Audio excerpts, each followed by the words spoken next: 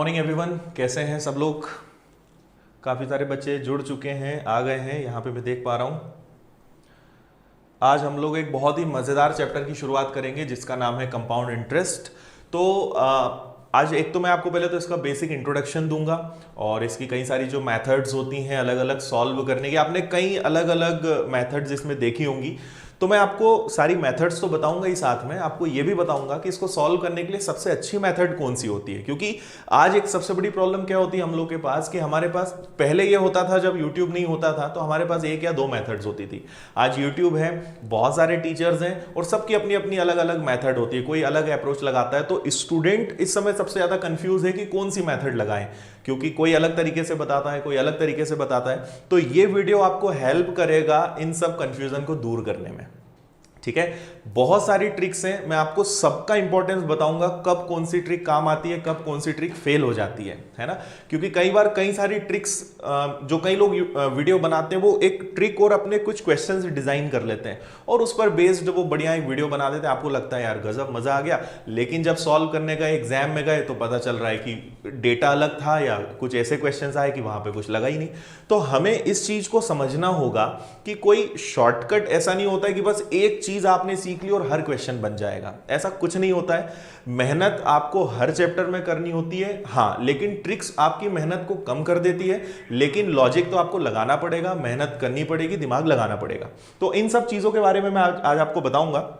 देखो, शुरुआत हम करते हैं सबसे पहले इंट्रोडक्शन से शुरू करते हैं क्लास, फिर बीच बीच में हम बातचीत करते जाएंगे। ठीक है, अभी थोड़ा सा आप लोग कमेंट्स को बंद रखिए, अभी बस आप यहां ध्यान लगाइए मैं जो आपको बता रहा हूं, फिर जब मुझे लगेगा मैं आपसे कहूंगा आप कमेंट्स कीजिएगा। कमेंट्स को मैं थोड़ा सा कम पढ़ूंगा, ज्यादा ध्यान में यहां पर बोर्ड पे लगाऊंगा और चाहूंगा कि आप भी पूरा ध्यान बोर्ड पर ही लगाएं। ठीक है, समझने पर ज्यादा ध्यान दें और उसके बाद फिर जहां डाउट्स होगा आप लिखना, मैं आपको देखते रहूंगा। ठीक है, तो फिलहाल गुड मॉर्निंग, जो लोग अभी आ रहे हैं सभी को गुड मॉर्निंग, नमस्ते, हेलो, वंस अगेन, स्वागत है आप सभी का। चलिए स्टार्ट करते हैं, यहां ध्यान दीजिए, बस आप देखते जाइएगा, जहां जो भी चीज होगी मैं आपको सिखाऊंगा। ठीक है, यहां देखिए, चक्रवृद्धि ब्याज जैसा हमारे चैप्टर का नाम है, और सबसे बड़ा बेनिफिट आपको ये मिलेगा कि हर प्रकार का सवाल मैं आपको कराऊंगा, बहुत ही आसानी से करने का तरीका बताऊंगा और एकदम आपको लगेगा कि हाँ इस बार हम बहुत अच्छे से सीखे हैं। बस मेरी एक ही रिक्वेस्ट रहेगी कि चक्रवृद्धि ब्याज में जितना भी पढ़ाऊं, ठीक है, आप उसको बस मन लगा के पढ़ते रहना। हो सकता है 7 दिन चले, 8 दिन चले, 10 दिन चले, 10 घंटे का हो सकता है। मैं कोशिश करूंगा जितना मैक्सिमम इसमें पढ़ाऊं, उसके बाद हर प्रकार का सवाल आपसे बनेगा, बस मेरे साथ आप बने रहना। ठीक है, कभी कभी कुछ चीजें नहीं भी समझ में आए उसको रिवाइज कर लेना, मुझसे पूछ लेना, और कैसे भी करके आप बस इस चैप्टर को अच्छे से पढ़ना और आप खुद देखोगे कि ये चैप्टर बहुत आसान है, हम बेवजह इसको कठिन मानते आए हैं। ठीक है, यहां ध्यान दीजिए, सबसे पहले आज हम क्या बात करने वाले हैं, और ये सब मैंने टाइप्स लिखे हैं, जो टाइप्स मैं यहां पे कवर कराने वाला हूं। तो देखिए, सबसे पहले हम बात करेंगे बेसिक कॉन्सेप्ट्स के बारे में, चक्रवृद्धि ब्याज के बेसिक कॉन्सेप्ट्स क्या होते हैं उस पर बात करेंगे। इसके बाद मैं आपको सिखाऊंगा चार्ट बनाना। ठीक है, मैंने अपने टेलीग्राम ग्रुप पे एक चार्ट भी शेयर किया है, उसकी डिटेल्स मैं आपको बताऊंगा। तो चक्रवृद्धि ब्याज का चार्ट कैसे बनता है, चार्ट का क्या रोल है, ये सारी चीजें भी मैं आपको बताऊंगा। इसके बाद हम बात करेंगे प्रिंसिपल। ये बेसिकली क्या है, टाइप्स हैं, ये जो मैंने लिखे हैं ना, ये टाइप्स हैं कि कितने टाइप्स के क्वेश्चंस होते हैं। तो पहले बेसिक कॉन्सेप्ट्स हम सीखेंगे, फिर चार्ट बनाना सीखेंगे, फिर प्रिंसिपल, रेट, ईयर्स बेस्ड जो क्वेश्चंस होते हैं वो मैं आपको सिखाऊंगा। वो सीखने के बाद ईयर वाइज चेंजेस होते हैं, जैसे जनरल कुछ क्वेश्चंस ऐसे होते हैं जिसमें रेट बस ये है कि 6% रेट है। कभी कभी क्वेश्चंस ऐसे होते हैं कि पहले साल रेट 6% था, अगले साल रेट जो है 16/3% हो गया, उसके बाद अगले साल फिर रेट चेंज हो गया। तो रेट जब चेंज हो जाए तो कैसे करना है वो मैं आपको सिखाऊंगा।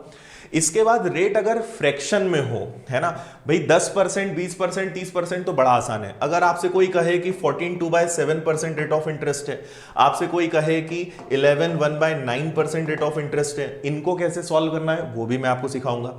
इसको सीखने के बाद हम सीखेंगे अमाउंट बेस्ड क्वेश्चन, मतलब मिश्रधन वाले सवाल। और एक चीज, इंग्लिश को देख के घबराना मत, हिंदी में इन सबको लिखना थोड़ा सा मुश्किल होता है, और क्योंकि अभी ये सब हम ही तैयार कर रहे हैं, क्योंकि अभी हमारे पास ऑपरेटर्स और हमारी टीम नहीं है, तो ये हमने तैयार किया है, इसलिए इंग्लिश में लिखा है। बाकी मैं आपको हिंदी इंग्लिश दोनों मीडियम में पढ़ाऊंगा। इसके साथ साथ आपको पीडीएफ भी प्रोवाइड करूंगा मैं, वो भी हिंदी इंग्लिश मीडियम में रहेगी, सब चीज मिलेगी। मीडियम वाइज आपको कोई प्रॉब्लम नहीं आएगी, बस यहां पे मैंने इंग्लिश लिखा है, बाकी हर चीज हिंदी इंग्लिश दोनों में रहेगी, घबराना मत उस चीज को लेकर। इसके बाद हम बात करेंगे अमाउंट बेस्ड क्वेश्चंस, मतलब मिश्रधन वाले सवाल। वो सीखने के बाद मैं आपको सिखाऊंगा कि जब डे और मंथ में आ जाए, आपसे कहा जाए कि 2 साल और 3 महीने का चक्रवृद्धि ब्याज बताओ या 1 साल और 73 दिन का ब्याज बताओ, तो इनको कैसे हल करेंगे वो हम सीखेंगे।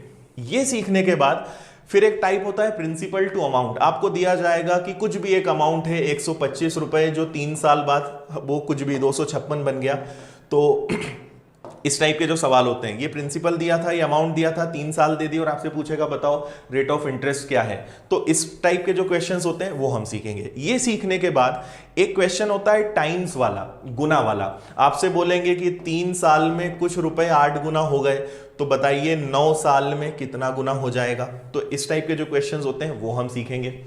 इसके बाद ईयर्स एंड प्रिंसिपल्स जंप मैंने लिखा है, इसका मतलब क्या है, आपसे बोलेंगे कि 4 साल में कुछ 1800 रुपए थे और 8 साल बाद वही 2000 बन गए, ठीक है, तो बताओ 12 साल बाद वो क्या बनेगा। ऐसे जंप वाले जो क्वेश्चंस होते हैं, ये मैंने नाम दिया, ऐसा कोई नाम है नहीं, ठीक है। ये सीखने के बाद मैं आपको अगला टाइप सिखाऊंगा 2 ईयर बेस्ड कुछ स्पेशल कंडीशंस होती हैं, ये जब मैं बताऊंगा तभी आपको समझ में आएगा। इसके बाद स्टार्ट हो जाता है आपका एसआई और सीआई मिक्स, ठीक है। पहले हम कंपाउंड इंटरेस्ट सीखेंगे, उसके बाद फिर कंपाउंड इंटरेस्ट और सिंपल इंटरेस्ट के मिक्स क्वेश्चंस आते हैं, ठीक है, तो वो कैसे रहेंगे वो हम सीखेंगे। फिर इसके बाद डिफरेंस वाले क्वेश्चंस आते हैं, बहुत इंपॉर्टेंट है, आपको सिंपल इंटरेस्ट और कंपाउंड इंटरेस्ट के अंतर से जुड़े हुए सवाल दिए जाते हैं, वो मैं आपको बताऊंगा। इसके बाद इंडिविजुअल ईयर का कंपाउंड इंटरेस्ट दिया रहता है, आपसे बोला जाता है कि रेट ऑफ इंटरेस्ट 8% है और थर्ड ईयर का, 3 साल का नहीं, तीसरे साल का थर्ड ईयर का इंटरेस्ट कुछ भी दिया है 1245 रुपए, तो बताइए प्रिंसिपल क्या है। पर्टिकुलर 1 साल का आपको कंपाउंड इंटरेस्ट दिया जाएगा, तो इसको कैसे सॉल्व करेंगे वो हम सीखेंगे। लोन एंड इंस्टॉलमेंट्स, जिसमें बहुत दिक्कत होती है और इतने ईजी सवाल होते हैं इंस्टॉलमेंट वाले कि जब आप समझोगे तो आपको लगेगा हम बेवजह डरते थे, तो ये मैं आपको सिखाऊंगा। इसके बाद क्वार्टरली, हाफ ईयरली और ईयरली जो कॉन्सेप्ट होते हैं, अर्धवार्षिक, तिमाही, छमाही जो हम बोलते हैं, इनका कैलकुलेशन कैसे करना है कि अगर कुछ भी 25,000 रुपए दिए गए, ब्याज की दर है 6% और आपको बताना है 1.5 साल में कितना चक्रवृद्धि ब्याज लगेगा, लेकिन कैलकुलेशन किस तरीके से हो रहा है, हाफ ईयरली हो रहा है, अर्धवार्षिक तरीके से हो रहा है, ये मैं आपको सिखाऊंगा, ठीक है। इसके बाद अमाउंट बिकम्स इक्वल, कुछ कंडीशंस होती है कि एक को हमने 4 साल के लिए पैसा दिया, एक को 6 साल के लिए दिया और उसके बाद उनका मिश्रधन बराबर हो गया, ये मैं आपको सिखाऊंगा। इसके अलावा भी छोटे छोटे बहुत सारे टाइप है, आप ये मत सोचना कि बस इतने ही हैं, बहुत सारे हैं और इनके अंदर भी बहुत सारी कंडीशंस है ना, तो इनके अंदर क्या क्या कंडीशंस हो सकती है, कितने प्रकार के प्रश्न बनते हैं, सब मैं आपको सिखाऊंगा। और मैं ऑफलाइन भी हमेशा टाइप वाइज पढ़ाता हूं और यहां भी आपको टाइप नंबर 1, टाइप नंबर 2 इस तरीके से पढ़ाऊंगा, आपको बड़ा मजा आएगा और बहुत अच्छे से समझ में आएगा। इसके बाद मिक्स, कई सारे क्वेश्चंस होते हैं जिनको लिखना थोड़ा सा मुश्किल है, तो मैंने मिक्स लिख दिया है। और लास्ट में जब आप सब सीख जाओगे तो फिर हम हाई लेवल के, एडवांस लेवल के क्वेश्चंस करेंगे, ठीक है। तो मेरे ख्याल से जब आप पूरा पढ़ लोगे तो शायद ही ऐसा कोई सा टाइप होगा जो आपसे नहीं बनेगा। पूरी कोशिश मेरी रहेगी कि आपसे हर प्रकार का प्रश्न बने। बस मेरी एक ही आपसे रिक्वेस्ट है कि आप चैप्टर बस मेरे साथ पूरा एक बार पढ़ लेना, ठीक है। आपको कभी कभी बोर, वैसे तो मैं पूरी कोशिश करूंगा कि आपको बोर ना होने दूं, सारी चीजें समझ में आए, या कभी कभी कुछ चीजें ऊपर से जाए, आप बस, मेरी रिक्वेस्ट क्या है, आप तो देखते रहना, बस नहीं समझ में आए आप तो देखते रहो, आपको समझ में जरूर आएगा, ठीक है। तो ये हमारे सारे टाइप्स हैं और इसमें सारी चीजें हैं, है ना। अभी मैं आपके कमेंट्स थोड़ा सा रुक कर मैं देखूंगा, इसलिए अभी आप कमेंट्स ना करेंगे तो ज्यादा बेटर रहेगा, जब जरूरत होगी मैं खुद बताऊंगा, है ना। ऐप के बारे में सारे क्वेश्चंस के मैं आंसर्स दूंगा। तो चलो, ये तो हमारा हो गया टाइप्स की, क्या क्या टाइप्स हम करने वाले हैं। अब हम शुरुआत करते हैं कंपाउंड इंटरेस्ट की। और देखो, पहले मैं आपको बताऊंगा कंपाउंड इंटरेस्ट और सिंपल इंटरेस्ट का कनेक्शन, कि इन दोनों में क्या रिलेशन है, क्या कनेक्शन है, जो आपको क्लियर होना चाहिए। फिर मैं आपको चार्ट बनाना सिखाऊंगा, फिर एक एरो वाला पूरा सिस्टम होता है वो आपको बताऊंगा, और इसके बाद मैं आपको करीबन 5-6 तरीके बताऊंगा कंपाउंड इंटरेस्ट, जो आपने अलग अलग देखे हों, कोई अलग बताता है, जैसे रेशो मेथड होती है, फ्रैक्शन मेथड होती है, एग्जैक्ट रेट वाली मेथड होती है, ठीक है। इसके अलावा कोई दिक्कत तो नहीं है यहाँ पे? ठीक है। इसके अलावा परसेंटेज आप यहाँ पे यूज कर सकते हो, फॉर्मूला यहाँ पे यूज कर सकते हो। एक और बात मैं आपको बता दूं कि मैं फॉर्मूला बिल्कुल नहीं बताऊंगा, कोई भी क्वेश्चन आ जाए मैं फॉर्मूले से आपको नहीं पढ़ाऊंगा, और फॉर्मूले को लेकर मेरी सलाह भी रहेगी कि आप फॉर्मूले के चक्कर में न उलझें तो बहुत अच्छा होगा। फॉर्मूले पे कभी मत जाना, ठीक है। खासकर अभी कंपाउंड इंटरेस्ट की बात कर रहे हैं, जब भी जिस चैप्टर में जो चीजें जरूरी होंगी मैं आपको बताऊंगा। यहां ध्यान रखना, फॉर्मूले से मत सीखना, ठीक है, फॉर्मूले से मत करना। तो मैं आपको 5-6 मेथड्स बताऊंगा, ये भी बताऊंगा कि कौन सी मेथड कब अच्छी होगी और कौन सी मेथड कब फेल हो जाएगी। सारी चीजें डिटेल पूरा एनालिसिस में आपको बताऊंगा। चलो, अब मैं ये ऐसा मान के चल रहा हूं कि आपको सिंपल इंटरेस्ट आता होगा। वैसे मैं पहले सिंपल इंटरेस्ट पढ़ाता हूं, पर आप लोगों ने डायरेक्ट कंपाउंड इंटरेस्ट की डिमांड की थी, तो मैं डायरेक्ट कंपाउंड इंटरेस्ट लेकर आया हूं। तो सिंपल इंटरेस्ट बेसिक आपको पता होना चाहिए। सिंपल इंटरेस्ट चैप्टर नहीं भी पढ़ा होगा तो कोई दिक्कत नहीं है, ठीक है। तो चलो शुरू करते हैं। पहले हम ये समझें कि सिंपल इंटरेस्ट किस तरीके से चलता है और कंपाउंड इंटरेस्ट किस तरीके से चलता है। देखो, एक तरफ मैं लिखता हूं सिंपल इंटरेस्ट और इधर फिर हम लिखेंगे कंपाउंड इंटरेस्ट। अब बस आप देखते जाना, ठीक है, कुछ भी मत लिखो, अब लिखना बंद कर दो और सिर्फ इधर ध्यान दो, ठीक है। जो लोग अभी अभी आए हैं उनको भी गुड मॉर्निंग, वंस अगेन स्वागत है आप सभी का।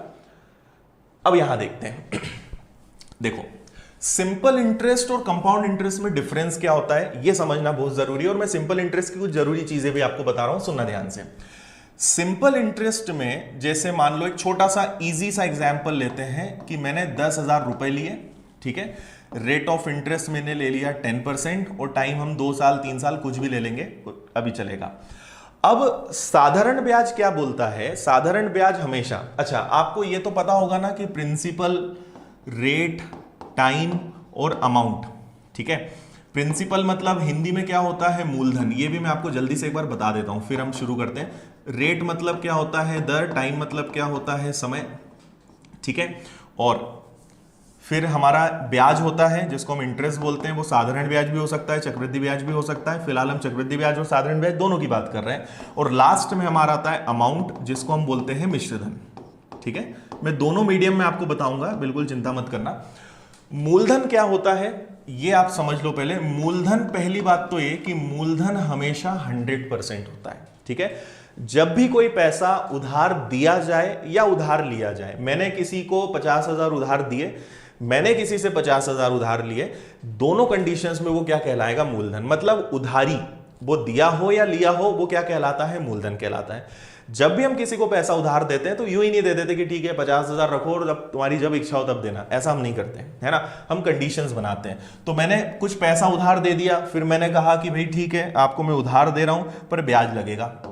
उसने पूछा कितना परसेंट, तो मैंने कहा 10% ब्याज लगेगा पर एनम, प्रति वर्ष। साधारण ब्याज में ना केवल वार्षिक कॉन्सेप्ट चलता है। चक्रवृद्धि ब्याज में ये सारा अर्धवार्षिक और क्वार्टरली ये सब यहां आता है, हम बात करेंगे। फिलहाल हम 10% ब्याज लेंगे, कितने का? साल भर का। फिर मैंने कहा ठीक है 3 साल के लिए तुम्हें उधार दिया। अब जो ब्याज बनेगा वो कैलकुलेशन होगा, और ब्याज सहित आपने इसको हमेशा याद किया है कि प्रिंसिपल प्लस इंटरेस्ट, मतलब मूलधन धन ब्याज, मूलधन और ब्याज सहित जो धनराशि हमें मिलती है वो क्या कहलाती है? मिश्रधन कहलाती है, ठीक है। तो मूलधन बस याद रखो कि मूलधन हमेशा कितना परसेंट होता है? 100% होता है। अगर मैं आपसे पूछूं कि बताओ इस कंडीशन में मिश्रधन का प्रतिशत क्या होगा, ध्यान से सुनना। तो देखो मूलधन कितना परसेंट है? 100% है, क्लियर है। अब हर साल ब्याज लग रहा है 10%, तो 3 साल में ब्याज कितना लगेगा? 3 साल में ब्याज लगेगा कितना? 30%। तो टोटल मिश्रधन में कहूंगा कितना परसेंट हो जाएगा? 130%। बात समझ में आ रही है? तो बस इतना ध्यान रखो, बाकी और जहां जरूरत होगी मैं आपको बताऊंगा। ये टर्म्स आपको अच्छे से पता होने चाहिए कि इनका मतलब क्या है, कैसे ये सारे यूज होते हैं, ठीक है। चलो ओके, कोई डाउट हो इनमें तो अभी आप बता दो, मैं आपके कमेंट देख लेता हूं। कोई डाउट हो तो ही आप लिखना, और कुछ अभी मत लिखना, है ना। मैं ज्यादा ध्यान कमेंट्स पे नहीं दे पाऊंगा। क्लियर है इतनी बात? अब देखो, पहले तो आप ये समझ लो कि साधारण ब्याज हमेशा किस पे लगता है? साधारण ब्याज लगता है मूलधन पर, लेकिन चक्रवृद्धि ब्याज किस पे लगता है? मिश्रधन पर, ठीक है। मिश्रधन मतलब क्या हो गया, अमाउंट, और मूलधन मतलब क्या हो गया, प्रिंसिपल। अब ये बहुत अच्छे से आपको मैं समझाऊंगा, बस अब इतना सुन लो। साधारण ब्याज हमेशा किस पे लगता है, मूलधन पे, और चक्रवृद्धि ब्याज किस पे लगता है, मिश्रधन पे। क्या मतलब हुआ, मैंने 10,000 रुपए 10% की दर पे 2 साल के लिए उधार दिए, ठीक है। तो मैंने 10,000 रुपए उधार दिए, 10,000 का 10% कितना होता है, 1,000 रुपए, ठीक है। इतना तो आपको पता ही है, 10,000 का 10% कितना होता है, 1,000 रुपए। तो मैंने 10,000 उधार दिए थे, 1 साल का ब्याज इसमें 1,000 जुड़ गया, यहां लिख देता हूं मैं, 1,000 जुड़ गया। तो अब टोटल उधारी कितनी हो गई, 11,000। मुझे जिसको मैंने उधार दिया है उससे मुझे अब कितना लेना है, 11,000 लेना है। बात समझ में आई। अब क्या होगा, ये तो 1 साल का हो गया, 2 साल का क्या होगा, अब वापस से 11,000 में ब्याज फिक्स है, कितना, 1,000, ये जुड़ गया। अब मुझे सामने वाले से कितना उधार लेना है, 12,000। मतलब साधारण ब्याज फिक्स होता है, एक बार तय हो गया कि 1,000 रुपए ब्याज लगेगा, मतलब लगेगा। 1 साल का 1,000, 2 साल का 2,000, 3 साल का 3,000, 4 साल का 4,000, बढ़ते जाएगा। साधारण ब्याज फिक्स होता है क्योंकि वो हमेशा किस पे लगता है, मूलधन पे लगता है। लेकिन चक्रवृद्धि ब्याज में ऐसा कुछ नहीं होता, चक्रवृद्धि ब्याज हर साल बदलता है।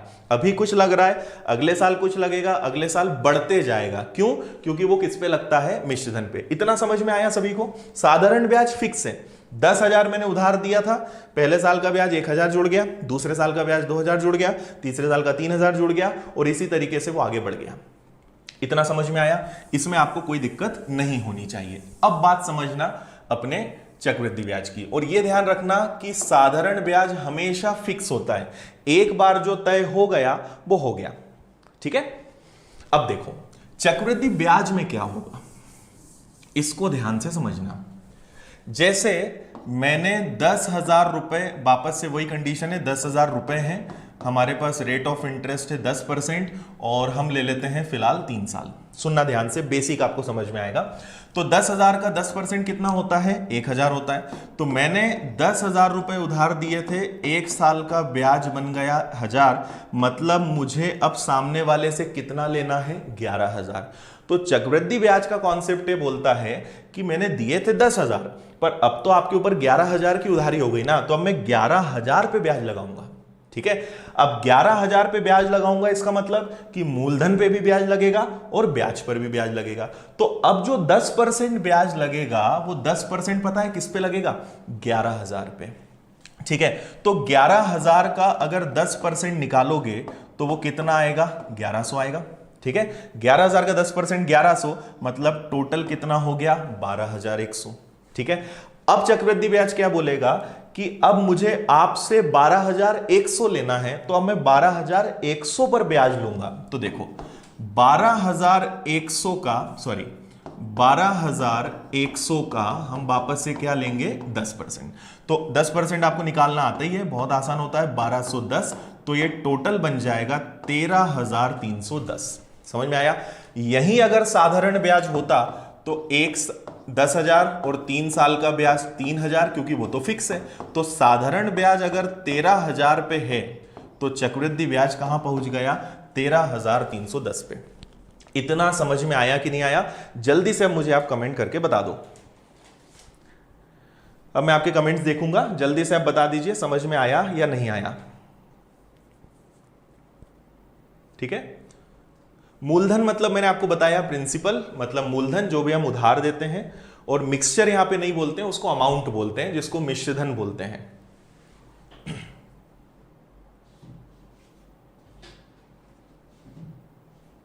ठीक है, हाँ देखो जो 2 रुपए सैकड़ा 3 रुपए सैकड़ा कॉन्सेप्ट चलता है वो भी मैं बता दूंगा, अभी उसकी जरूरत नहीं है, जब उसकी जरूरत लगेगी मैं आपको बताऊंगा, फिलहाल आप उसकी चिंता मत करो। मैं हर चीज आपको बताऊंगा, आपका अंत तक कोई भी ऐसा क्वेश्चन नहीं होगा कि आपको लगे कि सर ने ये नहीं बताया, सारी चीजें बताऊंगा, पर मुझे बस मेरे सीक्वेंस से चलने दो, आप बस फॉलो करते चलो, हर चीज समझ में आएगी, क्योंकि मुझे पता है कि पहले क्या पढ़ाना है, फिर क्या पढ़ाना है, फिर क्या पढ़ाना है, तो आप उसकी चिंता मत करो, हर कॉन्सेप्ट में बताऊंगा। 2 रुपए सैकड़ा 3 रुपए सैकड़ा, हालांकि उसके क्वेश्चंस नहीं आते, पर पता होना चाहिए, वो मैं आपको बताऊंगा। ठीक है, यहां तक सभी को क्लियर है? ठीक है, तो मेन क्या है एक बार क्विक में बता रहा हूं। चक्रवृद्धि ब्याज क्या होता है कि जैसे ही आप एक बार आगे बढ़े, अब आपको 10,000 नहीं, मूलधन पे ब्याज बस पहली बार लगेगा, है ना। 10,000 पे ब्याज बस एक बार लगाओ और एक बार जैसे ही आप आगे बढ़े, अब उस मूलधन से कोई मतलब नहीं, क्योंकि अब ब्याज जुड़ चुका है और अब ब्याज और मूलधन दोनों पर ब्याज लगेगा। इसलिए मैंने क्या लिखा कि चक्रवृद्धि ब्याज में हमेशा ब्याज किस पे लगता है, मिश्रधन पे लगता है। मतलब मूलधन पर तो ब्याज देना ही है, ब्याज पर भी ब्याज देना है। बात इतनी समझ में आई। इसलिए हमने बचपन से पढ़ते आए कि चक्रवृद्धि ब्याज मतलब ब्याज पर ब्याज, कि हर साल जो ब्याज आपके ऊपर चढ़ते जा रहा है उस पर भी मैं ब्याज लूंगा। इसलिए हम उसको क्या बोलते हैं, ब्याज पर ब्याज, और चक्रवृद्धि ब्याज का कॉन्सेप्ट बना। क्लियर है? इतना समझ में आया सभी को? चलो आगे बढ़ते हैं। ये तो मैंने आपको टाइप्स बताए थे, ठीक है। अब इसी चीज को एक गजब का तरीका, मैं आपको एक चार्ट बनाना सिखा रहा हूं। इसको सीखना ये बहुत काम का है और ये आपको सबको सीखना ही होगा, क्योंकि इससे बहुत सारे क्वेश्चन सॉल्व होंगे और ये आपको आता भी होगा। और जिनको नहीं आता है वो थोड़ा सा कंफ्यूज हो सकते हैं, मैं रिवाइज करा दूंगा, फिर भी कंफ्यूजन होगा तो आप कमेंट कर देना, ठीक है। वापस से मैं एग्जाम्पल ले रहा हूं, 10,000 रुपए, बहुत काम की चीज है, ध्यान से सुनना इसको। ब्याज की दर वापस से 10% है और हम पहले 2 साल का बना लेंगे, फिर 3 साल का बना लेंगे। यहां से बहुत सारी चीजें निकल के आएंगी। तो अब हम केवल कंपाउंड इंटरेस्ट की बात करेंगे। अब साधारण ब्याज को हम थोड़ी देर के लिए साइड कर रहे हैं, अब केवल कंपाउंड इंटरेस्ट, चक्रवृद्धि ब्याज की बात करेंगे। जहां साधारण ब्याज की जरूरत लगेगी मैं फिर आज बता दूंगा आपको, ठीक है।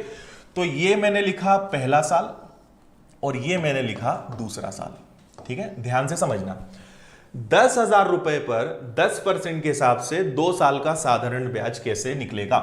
तो 10,000 का आपको पता ही है 10% कितना होता है, वो होता है 1,000, ठीक है। तो पहले साल ब्याज कितना लगेगा, पहले साल ब्याज लगेगा 1,000, ठीक है। और इसके पहले तो कोई ब्याज है नहीं, तो 1,000 ही हमारा फाइनल है। दूसरे साल भी ब्याज कितना लगेगा, 1,000 तो लगेगा, क्योंकि 1,000 किस पे लगा, मूलधन पर चक्रवृद्धि ब्याज क्या बोलता है कि मुझे ब्याज पर भी ब्याज चाहिए, मतलब पिछले साल जो ब्याज लगा उस पर भी ब्याज दो। तो अब 1,000 तो ब्याज लगेगा, पर पिछले साल कितना ब्याज लगा, पिछले साल ब्याज लगा 1,000, इस पर भी वो 10% मांगेगा। तो इसका 10% कितना होगा, 1,000 का 10% कितना होगा, 100। तो देखो पहले साल का चक्रवृद्धि ब्याज है 1,000, लेकिन दूसरे साल का चक्रवृद्धि ब्याज कितना हो गया, 1,100। किसी को ये नहीं समझ में आया हो तो बताओ जल्दी से, ठीक है। दोनों को टोटल करेंगे तो 2,100। देखो मैं एकदम बेसिक, मैं ये मानकर पढ़ा रहा हूं कि आपको कुछ नहीं आता, आपने चक्रवृद्धि ब्याज जीवन में कभी पढ़ा ही नहीं है, इसलिए मैं एकदम जीरो से पढ़ा रहा हूं। आप आखिरी में देखेंगे बहुत एडवांस हाई लेवल के क्वेश्चंस भी करेंगे, पर मेरी आदत है मैं एकदम जीरो से पढ़ाता हूं। इसलिए आपको अगर आता भी है तो थोड़ा सा बस देखते चलो, क्योंकि बहुत सारे बच्चे हैं जिन्हें नहीं आता, और मैं यूट्यूब पर क्लास उन बच्चों के लिए लेके आया हूं जिनका बेसिक ही नहीं है, जिनको कुछ आता ही नहीं। तो जीरो से जो पढ़ना चाहते हैं उनके लिए ये क्लास बहुत हेल्पफुल रहेगी, है ना। इसलिए मैं एग्जाम्पल्स भी इजी ले रहा हूं। आगे हम बड़े बड़े नंबर्स भी लेंगे कि 12,345 तो 6,480, ये सब भी बताऊंगा, पर क्योंकि अभी मुझे सिखाना है इसलिए मैं इजी नंबर्स ले रहा हूं। आगे हम हर प्रकार के सवाल करेंगे, आप भरोसा करो मुझ पे, हर चीज बनेगी। इसलिए जिनको कुछ नहीं आता है उनके लिए ये बहुत काम की चीज है। क्लियर है यहां तक? हाँ, ये ट्रिक बहुत ओल्ड है, मैं आपको 5 तरीके बताऊंगा, आप विश्वास तो करो, थोड़ा आगे तो बढ़ो, आपको हर चीज मिलेगी यहां पर, ठीक है। बेसिक मैं बता रहा हूं, इसलिए इतना समझ में आया। अब हम इसमें आगे बढ़ते हैं। अब इसको आप ध्यान से सुनना, या एक काम करते हैं, रुको एक और स्लाइड बनाते हैं। अब वापस से हमारा वही एग्जाम्पल है कि 10,000 रुपए, ब्याज की दर वापस से 10% और समय कितना है, अब 3 साल। अब ध्यान से सुनना, तो ये मैंने लिख दिया पहला साल, ये मैंने लिख दिया दूसरा साल, और ये मैंने लिख दिया तीसरा साल, ठीक है। तो 10,000 का 10% कितना होता है, 10,000 का 10% होता है 1,000। तो पहले साल का ब्याज कितना लगेगा, 1,000। दूसरे साल का ब्याज भी कितना लगेगा, 1,000। अब दूसरे साल वाला ब्याज डिमांड करेगा कि मुझे पिछले साल के ब्याज पर ब्याज दो, मतलब किस पर ब्याज दो, 1,000 का 10% मुझे और चाहिए। तो 1,000 का 10% कितना होता है, 100। इतना हम समझ गए थे। अब तीसरे साल पे चलते हैं, ठीक है। तीसरे साल को ध्यान से समझना, इसको मैं यहां लिख देता हूं, ये इसका परसेंट हो गया। अब तीसरा साल 1,000 रुपए तो लग नहीं, देखो 1,000 तो तय है क्योंकि वो तो मूलधन पे हमेशा लगेगा, ठीक है। अब तीसरे साल पे 1,000 लगने के बाद तीसरा साल बोलेगा कि पुराने जितने भी ब्याज लगे हैं मुझे सब पे दोबारा ब्याज दो। तो अब बात समझना ध्यान से, ठीक है। अब होगा ये कि इस 1000 पे हम फिर से ब्याज देंगे। भाई 1000 पे तो आपने दूसरे साल ब्याज दिया, अभी तीसरे साल भी तो देना है, तो इसका 10% कितना होता है 100। फिर इस दूसरे साल के ब्याज पर फिर से ब्याज देना है, तो इस पर भी ब्याज कितना होगा 100, और इसको भी वो नहीं छोड़ेगा, वो बोलेगा इस ब्याज पर भी ब्याज दो, तो इसका भी 10% कितना होता है 10। तो देखो पहले साल ब्याज लगा था सिर्फ 1000, दूसरे साल ब्याज लगा 1100, और तीसरे साल ब्याज लगा 1210, और अगर आप इन तीनों को प्लस कर दोगे तो बन जाएगा 1331। सॉरी, अगर हम सबको जोड़ेंगे 1000 हो गया, 1100 हो गया, 1210 हो गया, तो ये हो गया आपका 0, ठीक है। एक ये हो गया आपका 2 और 1 3, और ये हो जाएगा 1 2 3 3310। समझ में आया? और अगर दोनों को जोड़ देंगे तो 13310 मतलब मिश्र धन बनेगा। कोई दिक्कत इसमें? एक बार फिर से मैं बता रहा हूं, 1000 रुपए तो ब्याज लगना है, ये तो तय है। अब जैसे ही आप आगे बढ़ोगे, पुराने जितने ब्याज हैं सब पर बार बार ब्याज देना है, ये मेन चक्रवृद्धि ब्याज का कॉन्सेप्ट होता है। ऐसा नहीं है कि पहले साल ने एक बार ब्याज दे तो दिया अब नहीं लगेगा, ऐसा नहीं होता। जैसे ही आप आगे बढ़ोगे, पुराने जितने भी ब्याज हैं सब पर बार बार ब्याज देना है। तो इस 1000 के अलावा इस 1000 पे ब्याज लगा, इस 1000 पे ब्याज लगा, इस 100 पर भी ब्याज लगा। इतना समझ में आया? अब एक और बात ध्यान से सुनना, अब आपको और अच्छे समझ में आएगा। अगर यही चीज चौथे साल के लिए हो तो क्या करेंगे, ठीक है? सुनना ध्यान से। चौथे साल में क्या होगा आप समझ ही गए हो, 1000 तो लगेगा। अब चौथा साल बोलेगा कि मुझे पहले साल पे भी ब्याज दो, दूसरे साल पे भी ब्याज दो, तीसरे साल पे भी ब्याज दो, पुराने जितने ब्याज है सब पर ब्याज दो। तो अब ध्यान से मेरी बात सुनना। देखो सबसे पहले हम शुरू करेंगे यहां से। इस 1000 का 10% कितना होता है तो 100 होता है। इस 1000 का 10% कितना होता है 100। इस 1000 का 10% कितना होता है 100। इस 100 का 10% कितना होता है 10।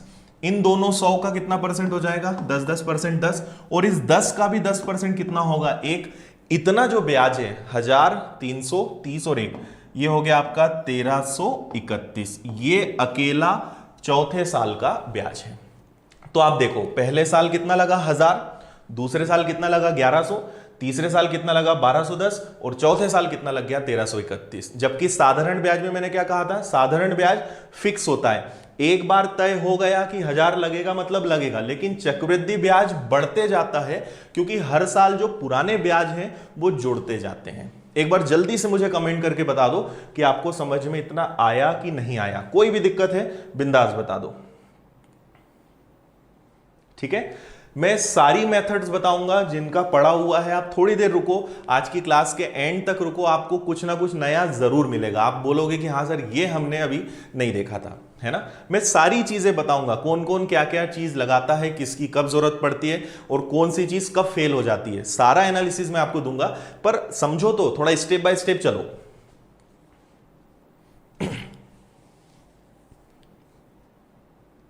हाँ देखो, ब्याज पर ब्याज नहीं होगा एक्चुअल में। वो मैंने क्या कहा कि चक्रवृद्धि ब्याज किस पे लगता है, मिश्र धन पे, ठीक है? मतलब पुराने मूलधन पर भी ब्याज देना है और पुराने ब्याज पर भी ब्याज देना है। तो इसलिए हम क्या बोलेंगे कि चक्रवृद्धि ब्याज में किस पे ब्याज लगता है, मिश्र धन पर।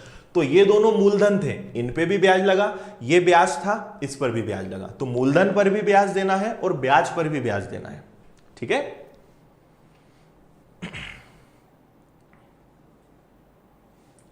ठीक है, थोड़ा डार्क और कर दें, चलो ठीक है, कोशिश करते हैं थोड़ा डार्क करने की।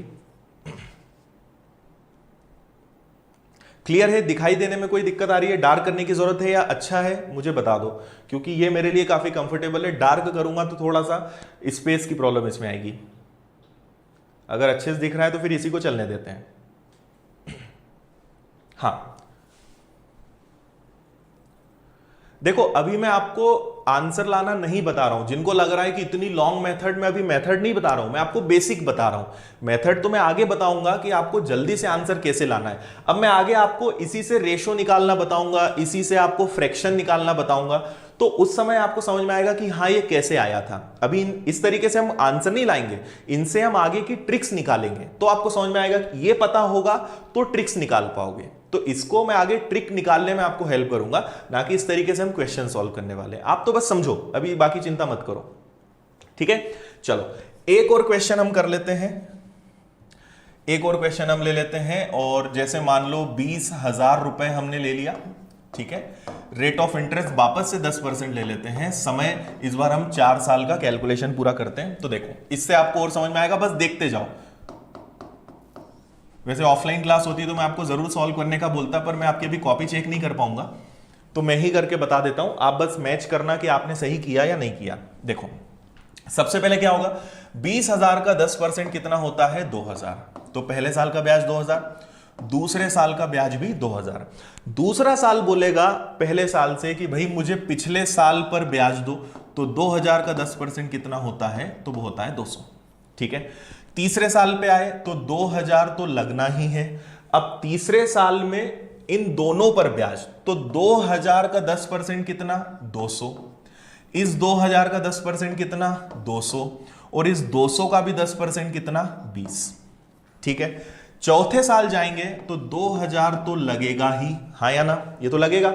अब चौथा साल बोलेगा कि पहला साल, दूसरा साल, तीसरा साल, सब पर ब्याज दो, तो 2,000 का 10% कितना, 200। इस 2,000 का 10% कितना, 200।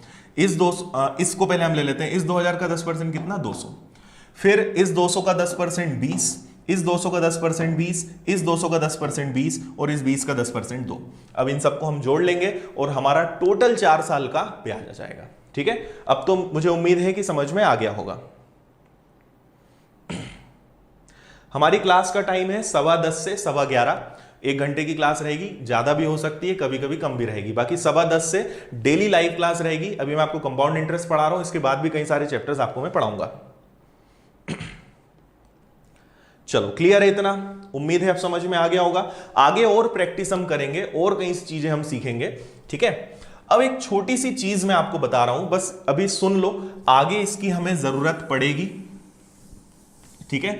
अगर मुझे आपको क्वेश्चन रेशो से करवाना है, एक रेशो मेथड होती है, बस सुन लो, मैं आगे आपको इसको दोबारा बताऊंगा, अभी सिर्फ आपको सुनना है। स्टैंडर्ड रेशो होते हैं, इसको हम बोलेंगे स्टैंडर्ड रेशो। इससे भी क्वेश्चन सॉल्व होते हैं। स्टैंडर्ड रेशो 2 साल का मतलब 2 इयर्स का अलग होता है, और 3 इयर्स का अलग होता है, ठीक है। 2 साल का रेशो होता है 2:1, 3 साल का रेशो होता है 3:3:1, ठीक है। और 4th ईयर का 4 साल का रेशो होता है 4:6:4:6:4 और 1, ठीक है। मैं आपको दूसरे और तीसरे साल का बता रहा हूं, चौथे साल का आप खुद निकालना। देखो अभी केवल दूसरे साल पे फोकस करना कि ये रेशो आया कहां से। मैं फिर बोल रहा हूं कि अभी जस्ट मैं आपको हिंट दे रहा हूं, क्योंकि अगर मैं इसमें डिटेल में गया तो आप कंफ्यूज हो जाओगे। तो इसलिए अभी बस सुन लेना, समझ में आए तो ठीक, नहीं आए तो भी ठीक, मैं आगे इसको फिर से बताऊंगा, है ना। पर अभी थोड़ा सा पता होना जरूरी है। अब मैंने इससे 2:1 क्यों लिखा, है ना। अब आप केवल इतने पे फोकस करना, बस पहले और दूसरे साल पे फोकस करना आप। यहां पे हम क्या करते हैं बेसिकली कि 1000 कितनी बार आया, 2 बार, है ना, और 100 कितनी बार आया, 1 बार। तो 2 बार ये आया है, 1 बार ये आया है, इसलिए इसको रेशो को हमने क्या नाम दिया, 2:1। तीसरे साल को मैंने 3:1 क्यों लिखा, सुनना। अब पूरे 3 साल पे फोकस करना। आप देखो 1000 कितनी बार है, 3 बार, 100 कितनी बार है, 3 बार, और 10 कितनी बार है, 1 बार। तो ये रेशो कितना आ गया, 3:3:1, ठीक है। बस इतना सुनो, आगे मैं और डीप में बताऊंगा, अभी इतना याद रखो। चौथे साल का जो मैंने बताया था, अब आप खुद इसको निकाल के क्लास के बाद करके देखना कि 4:6:4:1 क्यों आया, ठीक है। चल आगे बढ़ते हैं, एक और चीज आप समझते हैं। अब इसी चीज को हम परसेंटेज में बनाएंगे, ठीक है। अब मैं क्या पढ़ा रहा हूं आपको, परसेंट चार्ट। देखो आज हम शायद क्वेश्चंस तक पहुंच पाए, मुझे उम्मीद कम है कि आज हम क्वेश्चन शुरू कर पाएंगे, क्योंकि कंपाउंड इंटरेस्ट की पहली क्लास में मुझे 1 या 2 घंटे लग जाते हैं बेसिक बताने में, ठीक है। तो हो सकता है आज क्वेश्चन सॉल्व ना हो, बस आज सारी चीजें समझ लो, ठीक है। कल मैं एक बार रिवाइज भी करवाऊंगा, फिर टाइप वाइज हम चलेंगे, टाइप नंबर 1, टाइप नंबर 2, तो आपको बहुत अच्छे से समझ में आएगा, ठीक है। जिन लोगों ने पहली बार आज क्लास ली है, पहली बार पढ़ रहे हैं, तो उनको लगेगा यार ये क्या हो रहा है, एक के बाद चीजें आती जा रही हैं। तो सब्र रखना, थोड़ा सा पेशेंस रखना, अच्छे से समझ में आएगा, ठीक है। अब परसेंटेज चार्ट हम बनाते हैं, और एक चार्ट मैंने आपसे टेलीग्राम ग्रुप पे शेयर किया है, आप उसे डाउनलोड कर लेना। अब जब मैं पढ़ाऊंगा तो आपको समझ में आएगा कि वो चार्ट क्या है। ठीक है। और ये 4 आखिरी चीजें, इसके बाद अपना ट्रिक वाला काम शुरू होगा। फिर मैं आपको ट्रिक सिखाऊंगा कि इतना सब मेहनत नहीं करना है ना। इनका सबका शॉर्टकट तरीका बना हुआ है, पर मेरी आदत है पहले बेसिक पता हो, आपको पता हो कि चीजें फॉर्मूला या कोई भी ट्रिक कैसे बनी। तो ये बेसिक से फिर मैं आपको ट्रिक निकालना सिखाऊंगा। चलो देखो, अब हम यहां पे क्या करेंगे, कंपैरिजन करेंगे। एक तरफ मैं लिख देता हूं ईयर्स, ठीक है, एक तरफ लिख देता हूं सिंपल इंटरेस्ट, एक तरफ लिख देता हूं मैं कंपाउंड इंटरेस्ट, इसको जगह ज्यादा चाहिए, और एक तरफ हम लिखते जाएंगे इनमें आने वाला अंतर। ठीक है, इसको समझना। देखो, हम यहां पे 1 साल, 2 साल और 3 साल का पहले समझते हैं, फिर इसके बाद आगे जाएंगे।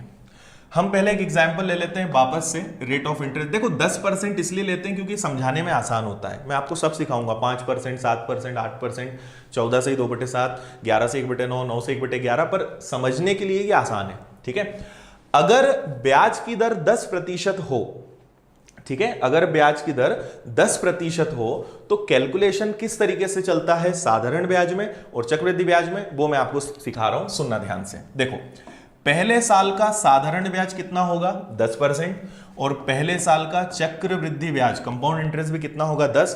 पहले साल इनमें कभी डिफरेंस नहीं आता। पहले साल साधारण ब्याज और चक्रवृद्धि ब्याज दोनों कैसे होते हैं, सेम होते हैं। अंतर कहां से आना शुरू होता है, दूसरे साल से। देखो, साधारण ब्याज तो फिक्स है, 1 साल का 10, तो 2 साल का साधारण ब्याज कितना, 20। मैं डायरेक्ट लिख रहा हूं 10 + 10, 2 साल का कितना हो गया, 20। चक्रवृद्धि ब्याज क्या बोलेगा, अच्छा ये 20 है तो 20 तो मैं लूंगा ही, लेकिन चक्रवृद्धि ब्याज ये कहेगा कि मुझे पिछले साल के ब्याज पर भी ब्याज चाहिए। ठीक है, तो पिछले साल ब्याज कितना था, 10, और 10 का 10% कितना होता है, 1, तो टोटल 2 साल का चक्रवृद्धि ब्याज कितना होगा, 21%। ये बात समझ में आई या नहीं आई? 1 साल का 10, ये भी 10, 2 साल का 20, तो ये भी 20 तो होगा, पर ये चक्रवृद्धि ब्याज में क्या एक्स्ट्रा होता है कि पिछले साल के ब्याज पर ब्याज, तो 10 का 10% मैंने डायरेक्ट लिख दिया है 1, तो टोटल हो गया कितना, 21%। ठीक है, तो आप देखेंगे दोनों में अंतर कितने का आ गया है, 1% का। अच्छा, तीसरे साल क्या होगा, तीसरे साल ये रहेगा 30, और ये 30 रहेगा, तो ये भी 30 तो रहेगा।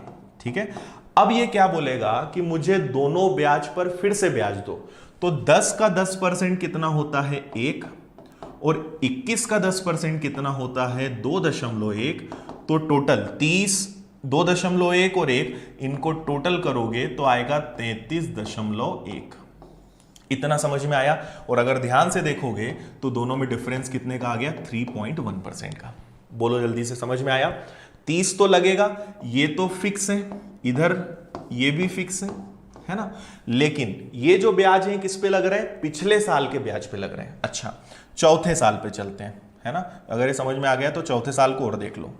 ठीक है, चौथे साल में क्या होगा भाई, साधारण ब्याज तो फिक्स है, 1 साल का 10, 2 साल का 20, 3 साल का 30, 4 साल का 40, ये 40, तो ये भी 40 तो लगेगा। अब क्या होगा, ये बोलेगा इस पर भी ब्याज दो, इस पर भी ब्याज दो, इस पर भी ब्याज दो, तो 10 का 10% कितना होता है, 1, 21 का 10% कितना होता है, 2.1, ठीक है, और 33.1। मैं डायरेक्ट लिख रहा हूं, 10% निकालना मतलब बस 0.1 लगाना होता है, यहां है तो एक खिसकाना पड़ेगा बस, 3.31। तो टोटल अगर आप इनका करने जाओगे तो ये आएगा 46.41%। ठीक है, और अगर दोनों में डिफरेंस देखोगे तो दोनों में डिफरेंस आएगा 6.41% का। ठीक है, एक बार जल्दी से कमेंट करके मुझे बताओ कि आपको यह समझ में आया या नहीं आया। ठीक है, थोड़ा सा कॉम्प्लिकेटेड है पहली बार पढ़ने वालों के लिए, बाकी दिक्कत नहीं होगी। 3.31 समझ में नहीं आया? देखो, 1 साल का 10, ये भी 10, 2 साल का 20, तो 20 तो है, लेकिन अब क्या होगा, 10 का 10%, तो 10 का 10% कितना होता है, 1, तो ये 1 और जुड़ के कितना बन गया, 21, ये 30, तो ये भी 30 तो लगेगा, इस पर भी ब्याज लगेगा, इस पर भी ब्याज लगेगा, तो 30, 1 और 2.1, ये सब जुड़ के क्या बन जाएंगे, 33.1। ठीक है, 40 लगा, इधर भी 40 लगेगा, ये तो फिक्स है क्योंकि ये किस पे लग रहा है, ये मूलधन पे लग रहा है। पर चक्रवृद्धि ब्याज में क्या होता है, मूलधन पर भी ब्याज और ब्याज पर भी ब्याज, तो 10% का 1%, 21 का 10% 2.1, इसका 10% 3.31, सबको जोड़ा 46.41। ठीक है। और अगर थोड़ी बहुत दिक्कत भी हो तो आप क्लास एंड करने के बाद दिन भर में एक बार आज और देख लेना, ठीक है ना।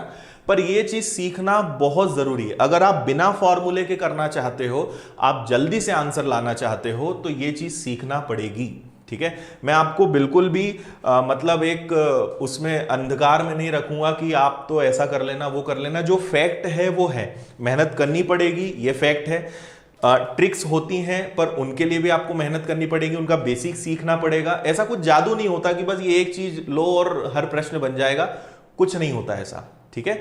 अगर आप वास्तव में अच्छे से पढ़ेंगे तो क्योंकि 20-25 प्रकार के क्वेश्चन है और सब में अलग अलग चीजें लगती हैं, और अगर ऐसा होता तो एग्जाम लेने वाला फिर क्यों इतनी मेहनत करवाता, है ना। तो एक तरीका नहीं होता है, सीखना पड़ता है, मेहनत करना पड़ता है। हाँ ये है कि मैं आपको सिखा दूंगा बहुत अच्छे से, बस आप मेरे हिसाब से चलते जाओ। क्लियर है यहां तक सभी को? है ना। डिफरेंस भी मैंने लिख दिया 6.41। अब एक छोटी सी चीज आपने ऑब्जर्व करी, देखो मैं आपको एक चीज याद दिलाता हूं। ये याद है आपको 2:1, 3:1, 4:6:1?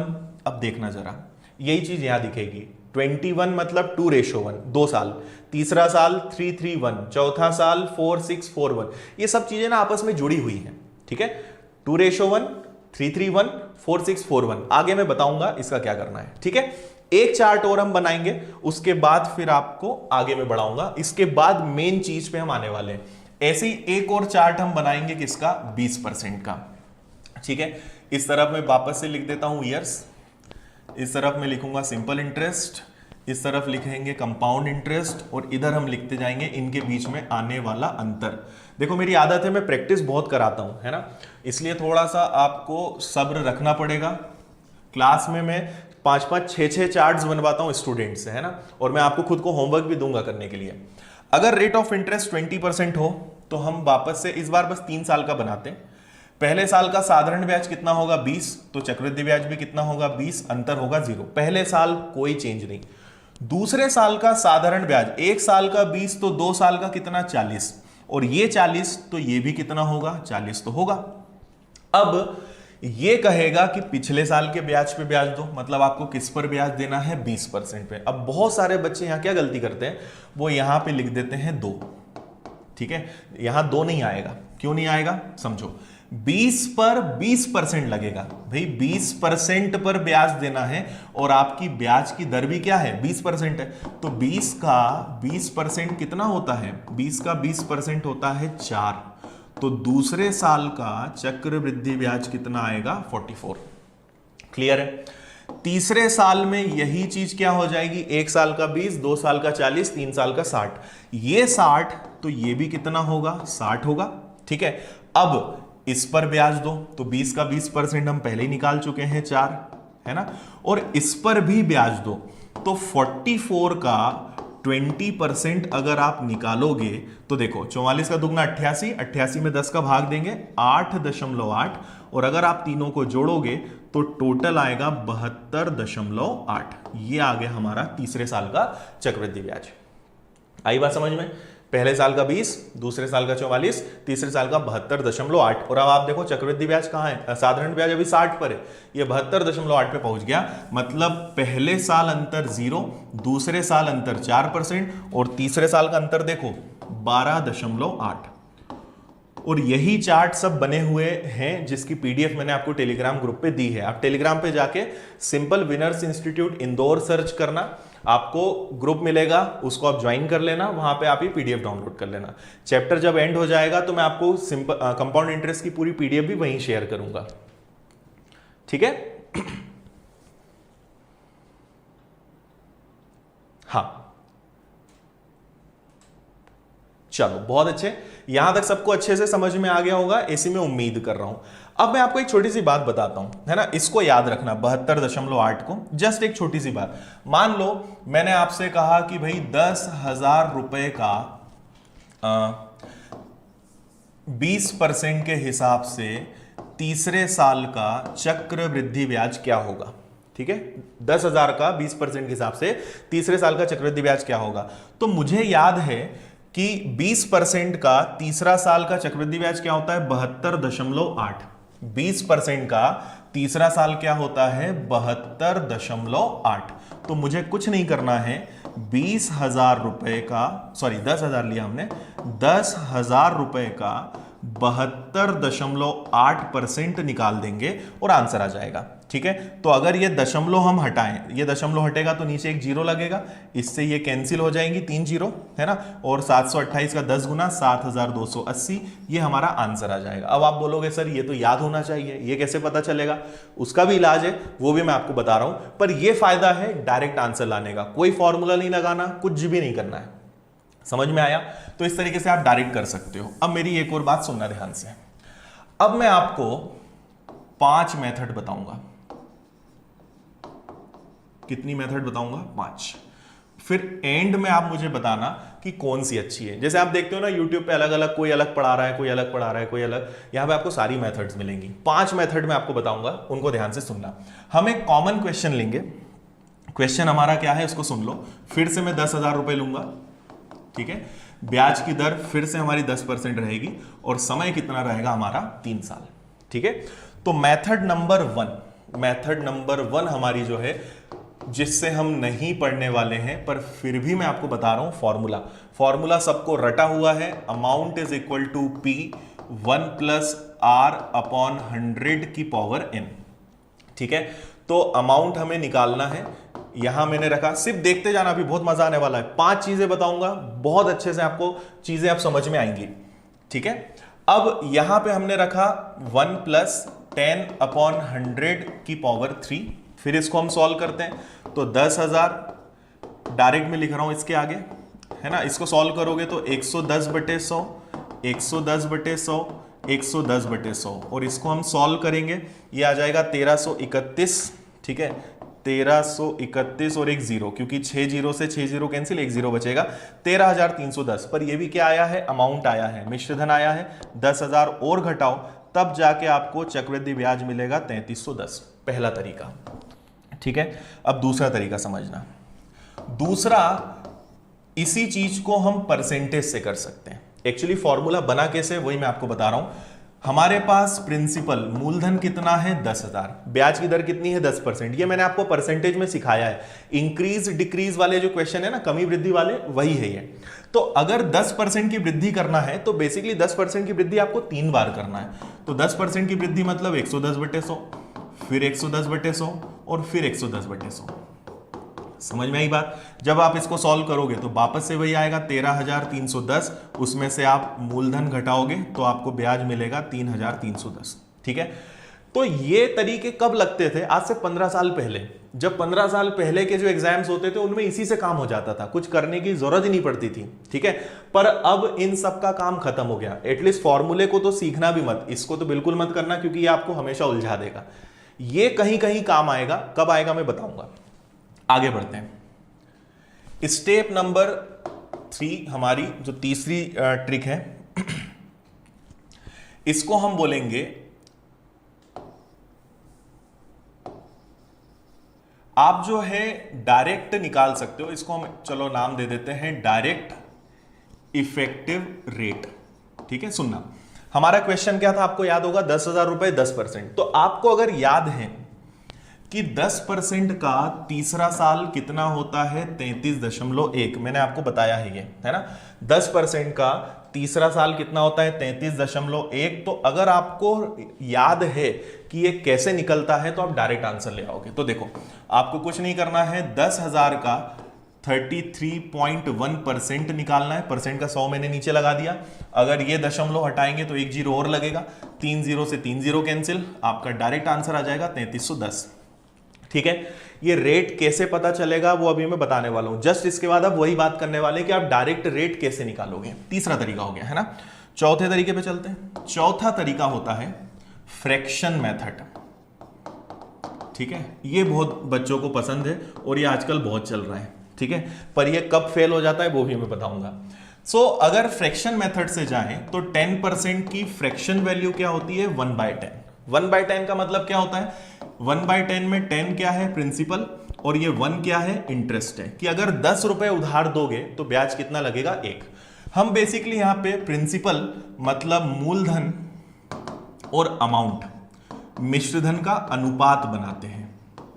ठीक है, मूलधन और मिश्रधन का अनुपात बनाते हैं।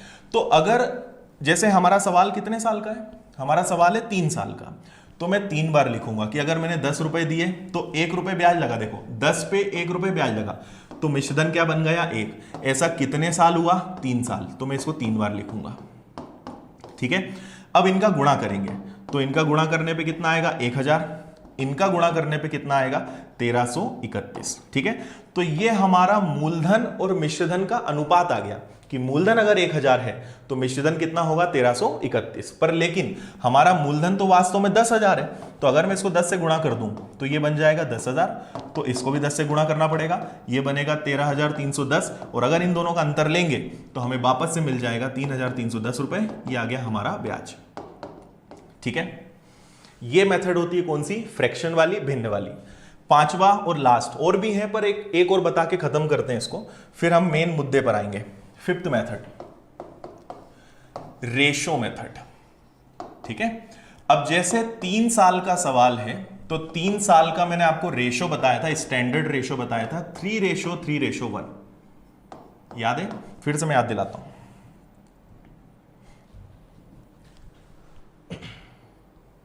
देखो ये रेशो बताया था 3:3:1, इससे अब हम इसको सॉल्व कर रहे हैं।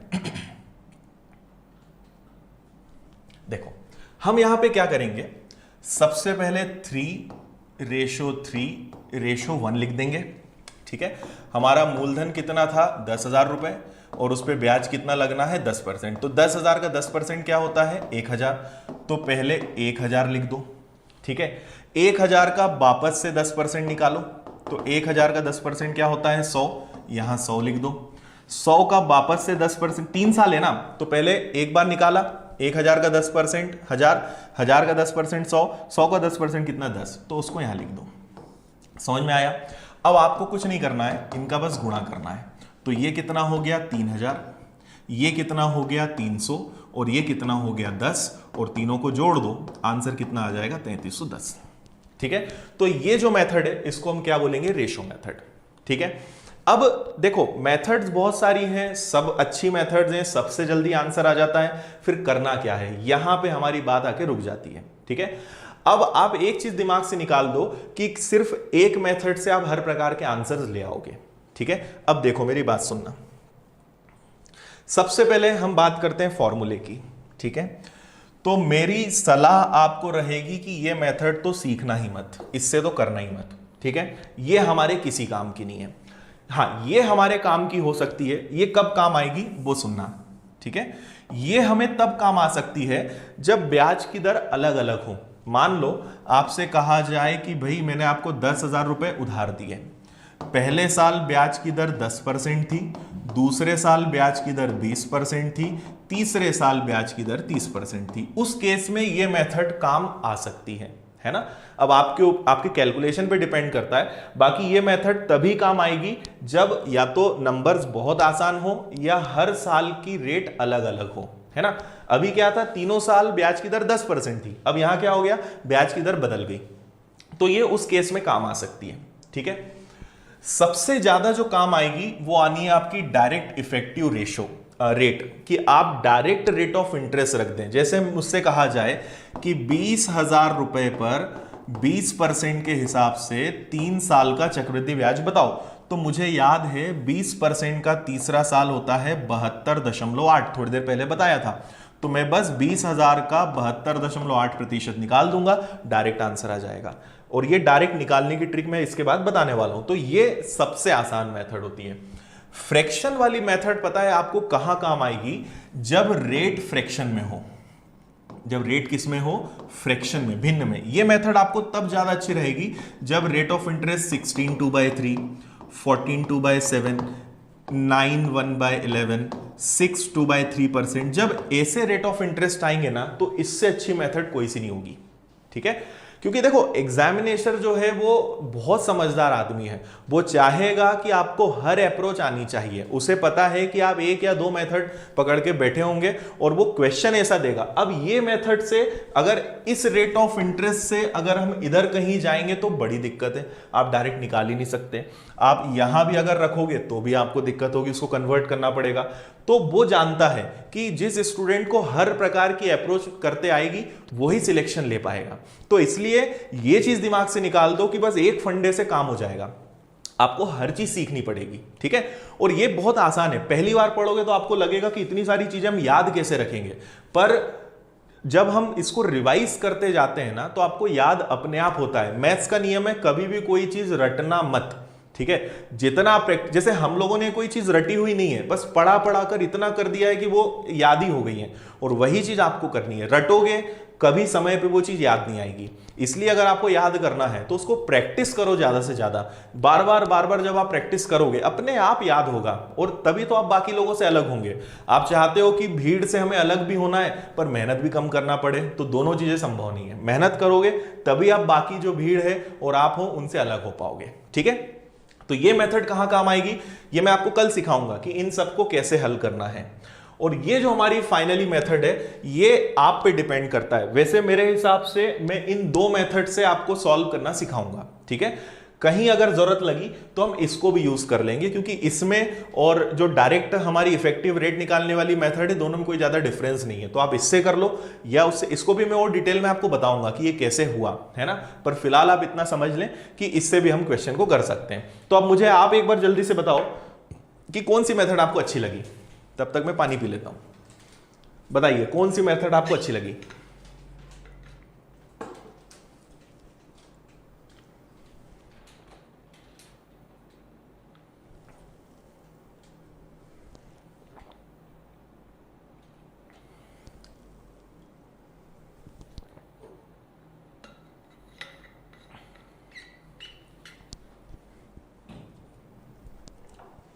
बताइए जल्दी से।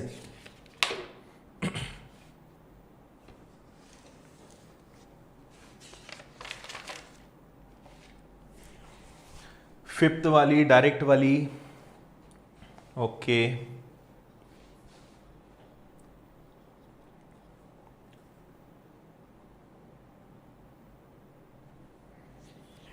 फर्स्ट को छोड़कर सारी। देखो बिल्कुल सही।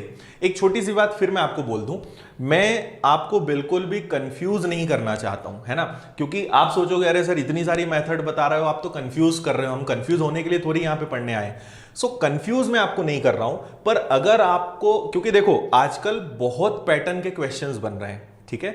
अब आपको अगर जल्दी सॉल्व करना सीखना है तो आपको ये पता होना चाहिए कि क्या क्या मार्केट में चल रहा है, मतलब कौन कौन सी मेथड्स हैं, क्या क्या अप्रोच हम लगा सकते हैं।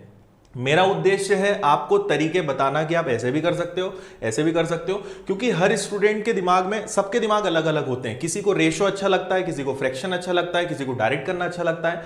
तो सबकी अपनी एक मेंटल एबिलिटी होती है। पर मेरा उद्देश्य यह है कि मैं आपके सामने सारी चीजें रख दूं, जो पसंद आए आप उसके साथ आगे बढ़ो, मैं आपको हर चीज आगे बताऊंगा, ठीक है। क्योंकि पता होना चाहिए। कंफ्यूजन, इसको कंफ्यूजन नहीं बोलते कि आपने 6 मेथड बता दी, इससे आपका फायदा है, आपको यह पता चलेगा कि हाँ इतनी सारे तरीके से हम अप्रोच लगा सकते हैं। इसके अलावा भी बहुत सारी मेथड है, पर यह सबसे कॉमन और सबसे इंपॉर्टेंट है। और मेरी सलाह रहेगी कि इनके अलावा बाकी मेथड्स पे मत जाना, बहुत चीजें हैं, फिर जितना डीप में जाओगे उतना कंफ्यूज होंगे। इसलिए ये सबसे इंपॉर्टेंट है, यूनिवर्सल मेथड्स में इनको बोल सकता हूं, जो हर केस में हर जगह लग जाएंगी।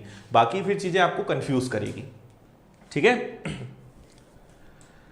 चलो अब मैं आपको एक अगली चीज बता देता हूं जिसका आप इंतजार कर रहे होंगे। अब देखो हमने कौन कौन सी मेथड सीखी, एक बार जल्दी से मैं आपको बता दूं। फॉर्मूले से मैं आपको पढ़ाऊंगा नहीं, इसकी जब जहां जरूरत होगी मैं बताऊंगा, इसमें पढ़ाने लायक कुछ भी नहीं है। अब हम बात कर रहे हैं कि ये डायरेक्ट इफेक्टिव रेट क्या है, इसका मतलब क्या है। देखो आप डायरेक्ट इफेक्टिव रेट, मतलब सीधा सीधा हम कहें तो डायरेक्ट रेट कैसे निकाल सकते हैं, ठीक है। तो मैं आपको बता रहा हूं कि अगर कोई भी रेट ऑफ इंटरेस्ट दिया हो तो सेकेंड ईयर का और थर्ड ईयर का आप कंपाउंड इंटरेस्ट कैसे निकाल सकते हो, ठीक है। मान लीजिए मैंने कहा कि 2000 रुपए पर 6% के हिसाब से 2 साल का चक्रवृद्धि ब्याज बताएंगे। बहुत सारे बच्चों को आता होगा। तो आपको कुछ नहीं करना है, दूसरे साल की ट्रिक तो बहुत आसान है। जैसे 1 साल का 6, तो 2 साल का क्या होता है 12, और 6 का वर्ग क्या होता है 36। ये आ गया दूसरे साल का चक्रवृद्धि ब्याज। आपको कुछ नहीं करना है, 2000 रुपए का 12.36% निकालना है। तो आप हल करोगे, जीरो जीरो कट जाएगा, या चलो मैं कर ही देता हूं, सॉरी, ये आपका हो जाएगा 2000 गुणा 1236 और बटे में 100, और दशमलव के बाद 2 जीरो हैं तो 2 अंक और उधर बढ़ जाएंगे। ठीक है, 3 जीरो से आपके 3 जीरो कैंसिल, 1236 का दुगना करोगे तो 2472 और 1 अंक के बाद दशमलव, आंसर आ जाएगा 247.2। ये आंसर आ गया। तो मैं आपको ये सिखा रहा हूं कि डायरेक्ट रेट कैसे पता लगा सकते हो बिना किसी मेहनत के। आ रही बात समझ में? क्या करना है तो देखो, इसको अगर आप फॉर्मूले में लिखना चाहो तो आप इसको ऐसे लिख सकते हो कि 2r plus r square upon 100। अगर फॉर्मूले में लिखना चाहो तो आप ऐसे लिख सकते हो। बेसिकली क्या होता है, जैसे पहला साल है तो वो होता है r, दूसरा साल है तो वो चलेगा r स्क्वायर, तीसरा साल है तो वो चलेगा r का क्यूब, चौथा साल है तो वो चलेगा r4। मैं आपको बता रहा हूं ये कैसे बना। ये आपको, ये कई लोगों को ये रटा होगा पर कई लोगों को पता ही नहीं कि ये बना कैसे, है ना, ना कोई बताता है। तो 2r plus r square by 100, देखो यहां पे हमेशा 1, इसके बाद 100, इसके बाद 10,000। अगर 2 साल का क्वेश्चन है तो आप याद करो 2 साल का रेशो क्या था, 2:1 था, तो यहां 2 लग जाता है और यहां 1, और ये दोनों जुड़ जाते हैं। ये दूसरे साल का बन गया 2r प्लस, और 1 का तो कोई यहां पे वैल्यू ही नहीं रहना है, तो 1 हट जाएगा, तो आपका क्या बचेगा 2r प्लस r स्क्वायर। अगर यही चीज 3 साल में आएगी तो अभी 3 साल पे बात नहीं करते, अभी इसी को समझते हैं। अब देखना जरा यहां पे, ठीक है, इसमें आप इसको ऐसे याद रख लो, इसको मैं हटा रहा हूं, आप तो बस ये याद रखो कि यहां पे हमेशा 2 अंक के बाद दशमलव आएगा। जैसे देखो, मान लो हमारे पास 5% है और मैंने कहा कि भाई बताओ 5% का दूसरा साल सेकेंड ईयर का चक्रवृद्धि ब्याज क्या होगा। तो आपको क्या करना है, देखो 1 साल का 5, तो 2 साल का कितना हो जाएगा 10, और 5 का वर्ग कितना होता है 25। ये आ गया दूसरे साल का डायरेक्ट 10.25। 6% मैंने आपको बताया, 4% पे चलते हैं। 1 साल का 4, तो 2 साल का कितना हो जाएगा 8, और 4 का वर्ग कितना होता है 16। 1 साल का 3, तो 2 साल का कितना हो जाएगा 6। अब ध्यान से सुनना, 3 का वर्ग, अब कई बच्चे पता है क्या करते हैं 6.9 कर देते हैं, गलत। मैंने आपसे क्या कहा कि इसमें 100 का भाग देते हैं, मतलब 2 अंक के बाद दशमलव लगेगा, तो ये क्या बनेगा 6.09%। क्लियर है इतना? फिर मैं आपसे पूछूं, ठीक है, फिर मैं आपसे पूछूं कि बताइए 9% का क्या होगा। तो 9% में आप कुछ नहीं करोगे, 1 साल का 9 तो 2 साल का 18, और 9 का वर्ग कितना होता है 81, डायरेक्ट आ जाएगा। फिर मैं आपसे पूछता हूं, अब सीखने लायक बात है, 12% का दूसरा साल क्या होगा। तो अगर 1 साल का 12 है तो 2 साल का क्या होगा 24, और 12 का वर्ग, देखो 12 का वर्ग करेंगे तो 144, और 2 अंक के बाद दशमलव, मतलब 1.44 जुड़ेगा। तो 1.44 अगर इसमें जोड़ेंगे तो ये क्या बनेगा 25.44। समझ में आई बात? डायरेक्ट 24.144 मत लिख देना। और समझो, मैंने कहा 15%, तो 1 साल का 15, तो 2 साल का कितना हो जाएगा 30, और 15 का वर्ग क्या होता है, 15 का वर्ग होता है 225, तो 2 अंक के बाद दशमलव लगेगा ना, तो टोटल कितना हो जाएगा 32.25%। बताइए जल्दी से, समझ में आया?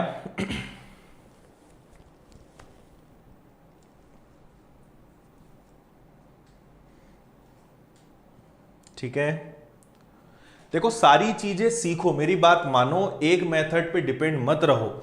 जब क्वेश्चन आएगा एग्जाम में तब पछताओगे कि यार, क्योंकि फंस जाओगे आप, है ना। कोई सी मेथड कहीं अच्छी है, अब ये मेथड मैं आपको बता रहा हूं, अगर इस मेथड से 16 2/3% मैंने आपको दे दिया, नहीं कर पाओगे, उसके लिए आपको दूसरी मेथड सीखनी पड़ेगी। तो 2-3 मेथड आपको लेकर चलना पड़ेगी, एक तीर से आप सारे निशाने नहीं लगा पाओगे, आपको 2-3 तीर रखने पड़ेंगे और उनको चलाना भी सीखना पड़ेगा। ठीक है, ये क्लियर है? अब मुझे जल्दी से एक क्वेश्चन का आंसर दे दो सब लोग। अगर 5,000 रुपए हो, ठीक है, और रेट ऑफ इंटरेस्ट हम ले लेते हैं 7%, तो बताइए मुझे दूसरे साल का चक्रवृद्धि ब्याज क्या होगा। बताइए जल्दी से, रुपीज में आंसर चाहिए।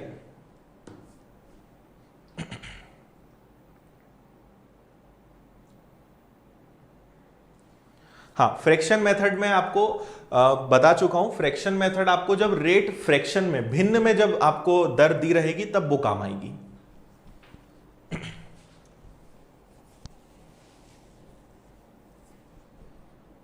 ओके, प्रीति मैं एक बार और आपको समझा दूंगा, इसका आंसर आप दीजिए फिर और बता दूंगा मैं। ये समझ में नहीं आया, ठीक है, बता रहा हूं मैं।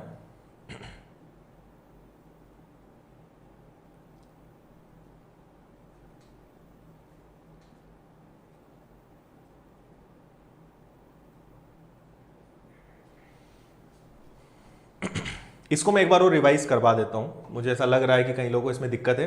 दिक्कत होने में कोई बुराई नहीं है, आप ये मत सोचना कि अरे यार ये बन नहीं रहा है तो ये क्या हो रहा है। दिक्कत है वो कोई बुरी बात नहीं है ना, आपको समझना है, आप समझने के लिए आए हो, आप पूछो, मैं आपको बार बार समझाऊंगा, ठीक है। अगर पहली बार चीज पढ़ेंगे तो दिक्कत आएगी ना, अगर दिक्कत नहीं आएगी तो फिर वो चीज ही कैसी है, तो वो तो दिक्कत होनी है। देखो 7% का मैं आपको क्या समझाना चाह रहा हूं कि किसी भी ब्याज दर का दूसरे साल का चक्रवृद्धि ब्याज डायरेक्ट कैसे निकाल सकते हो। तो एक साल का 7, तो 2 साल का क्या हो जाएगा 14, और 7 का वर्ग होता है 49, तो आपको मिल गया 49%। अब आपको कुछ नहीं करना था, 5,000 रुपए का 14.49% आपको निकालना है, ठीक है। ये दशमलव हटेगा, 2 जीरो और लग जाएंगे, 3 जीरो से 3 जीरो कैंसिल हो जाएगी। अब 5 का गुणा करना है, तो सिंपल 5 का गुणा कर लो, 5 और 9 45 का 5 हासिल का हो जाएगा 4, 20 और 4 24 हो जाएगा 2, 20 और 2 22, फिर से 2 और 5 और 2 7। तो आपका आंसर आना चाहिए शायद ये 7,245, ठीक है। अच्छा एक चीज और, हाँ नीचे एक जीरो भी तो है, तो आपको भाग देना है 10 का 724.5, 724.5, एक जीरो भी तो है नीचे, 724.5 इसका आंसर आएगा। और अगर 724.5 को हमने 5 में जोड़ दिया है ना, आपसे मैंने मिश्रधन नहीं पूछा है हालांकि, पर अगर 5,000 में अगर ये जोड़ दिया तो 5,724.5 ये इसका अमाउंट है, ये मिश्रधन है। क्लियर है। अभी मैं आपको डायरेक्ट रेट निकालना सिखा रहा हूं, उसके लिए मैंने आपको ये एग्जांपल दिया।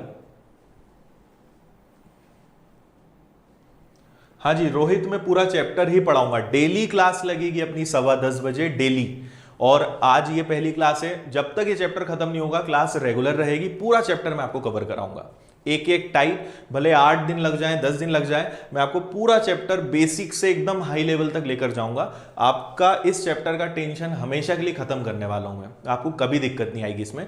और मैं एकदम उसी तरीके से पढ़ा रहा हूं जिस तरीके से मैं ऑफलाइन पढ़ाता हूं, बल्कि उसके अलावा भी कई चीजें मैं आपको बताना चाह रहा हूं। तो आप भले आपको ये फ्री क्लास मिल रही है, पर आपको क्वालिटी बहुत अच्छी मिलेगी, कंटेंट में पूरा एज इट इज जो अपने स्टूडेंट्स को देता हूं एज इट इज मैं आपको पढ़ा रहा हूं, तो आप उसके लिए निश्चिंत रहिए, हर चीज बहुत अच्छे से आपको मिलेगी। मैं मतलब कोई यहां भेदभाव नहीं होगा कि ऑफलाइन अलग ऑनलाइन अलग, जैसा मैं अपनी क्लासेस में पढ़ाता हूं वैसे ही मैं आपको एज इट इज यहां पे बता रहा हूं, कोई डिफरेंस नहीं आएगा। हाँ, इसके बाद ट्रिग्नोमेट्री हम उठाने वाले हैं, बिल्कुल। चलिए, ये समझ में आ गया सभी को। तो मैंने आपको क्या समझाने की कोशिश की कि अगर आपको दूसरे साल का चक्र, अभी तीसरे साल को दिमाग में मत रखो है ना, केवल दूसरे साल पे फोकस करो कि अगर आपको ब्याज की दर दी रहे तो आप डायरेक्ट कैसे निकाल सकते हो।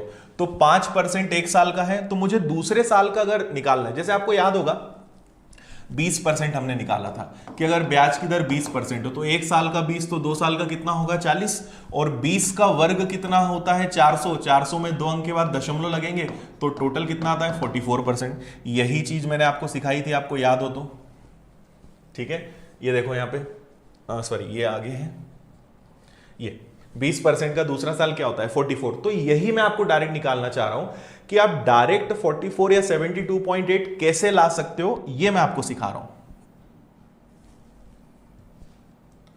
क्लियर है, ठीक है।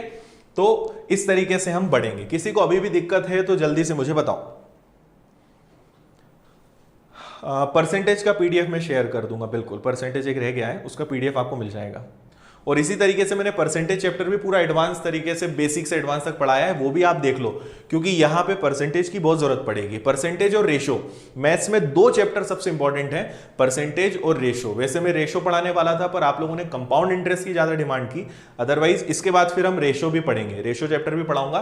पूरा मैथ्स मतलब अरिथमेटिक, एडवांस को छोड़ दें तो पूरा अरिथमेटिक दो चीजों पर बेस्ड है, पहला परसेंटेज और दूसरा रेशो। आप कोई भी चैप्टर पढ़ के देख लेना, या तो वहां परसेंटेज आएगा या वहां पे रेशो आएगा। ये दोनों मतलब हर चैप्टर की आत्मा है। कोई भी चैप्टर आप करके देख लो, आप प्रॉफिट एंड लॉस पढ़ोगे परसेंटेज और रेशो आएगा, टाइम एंड वर्क पढ़ोगे वो पूरा रेशो से सॉल्व होगा, स्पीड, टाइम स्पीड डिस्टेंस, समय दूरी चाल वाला चैप्टर पढ़ोगे वहां प्रतिशत और अनुपात आएगा। हर चैप्टर में यही चलना है। तो ये दो चैप्टर आदत बनाओ अपनी, इन दो चैप्टर्स को बहुत अच्छा करो, पहला परसेंटेज और दूसरा अनुपात। ये दोनों चैप्टर बहुत इंपॉर्टेंट है और हर चैप्टर इन्हीं से जुड़े हुए हैं। ठीक है। हाँ चलो एक और क्वेश्चन ले लेते हैं, आप लोग इतना बोल रहे हो तो एक और क्वेश्चन का आप मुझे आंसर बताओ। सिंपल लेते हैं 15,000 रुपए, ठीक है, और अगर रेट ऑफ इंटरेस्ट हम ले लेते हैं 9% और 2 साल हो तो बताइए चक्रवृद्धि ब्याज क्या होगा। करिए जल्दी से सॉल्व। हाँ एलसीएम एचसीएफ भी कर लेंगे हम, डोंट वरी।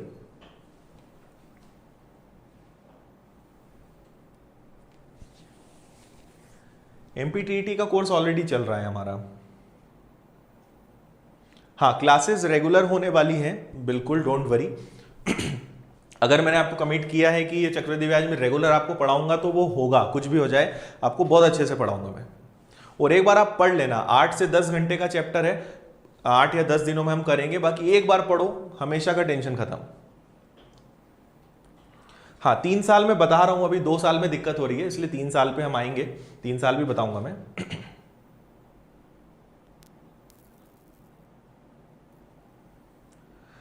चलो तो 9% अगर मुझे निकालना है तो देखो 1 साल का 9 तो 2 साल का क्या होगा 18, 1 साल का 9 तो 2 साल का 18 और 9 का वर्ग क्या होता है 81।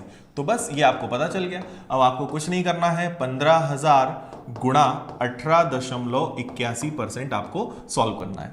तो आप क्या करोगे, पहाड़े तो आपको याद है, 15,000 गुणा 18.81 बटे 100, ठीक है, दशमलव हटाओगे 2 जीरो और बढ़ेंगे, 3 जीरो से आपके 3 जीरो कैंसिल हो जाएंगे, 15 एकम 15, 15 ठी 120 और एक 21 का एक कैरी हो जाएगा आपका 12, फिर 15 ठी 120, 120 और 12 हो जाएगा 132 का 2, हासिल का आ जाएगा कितना 13 और 15 एकम 15, 15 और 13 कितना हो जाएगा आपका 28 और नीचे एक जीरो है तो यहां दशमलव लगेगा, आपका आंसर आ जाएगा 2821.5। 2 जीरो बच रहे हैं, एक बच रहा है, एक ही जीरो बच रहा है ना। तो आंसर क्या आ जाएगा आपका 2821.5। कोई दिक्कत है जल्दी से बताओ, ठीक है। इसके बाद फिर हम तीसरे साल वाला भी देख लेते हैं। अच्छा टाइम हालांकि हो चुका है।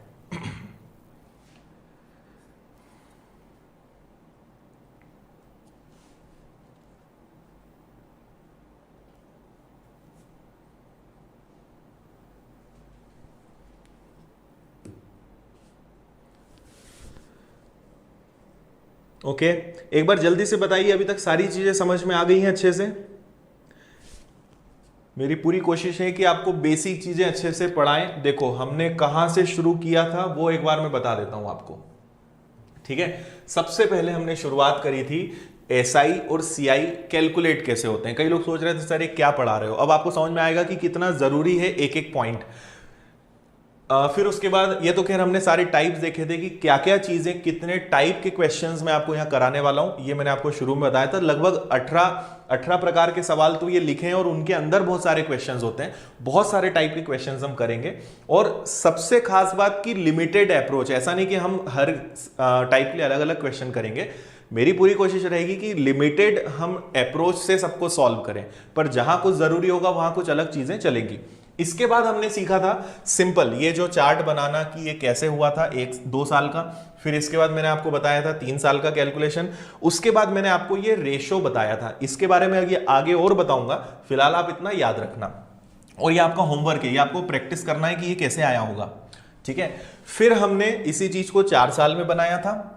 इसके बाद हमने परसेंटेज में चार्ट बनाया कि सारा कैलकुलेशन परसेंटेज में कैसे होता है, 10% और 20% का मैंने बनाया था। एक होमवर्क मैं आपको दे रहा हूं, आप एक तो 30% का चार्ट बना के रखना और दूसरा 5% का। कल की क्लास हम जब शुरू करेंगे तो मैं आपको 30% और 5% का चार्ट बनाकर बताऊंगा।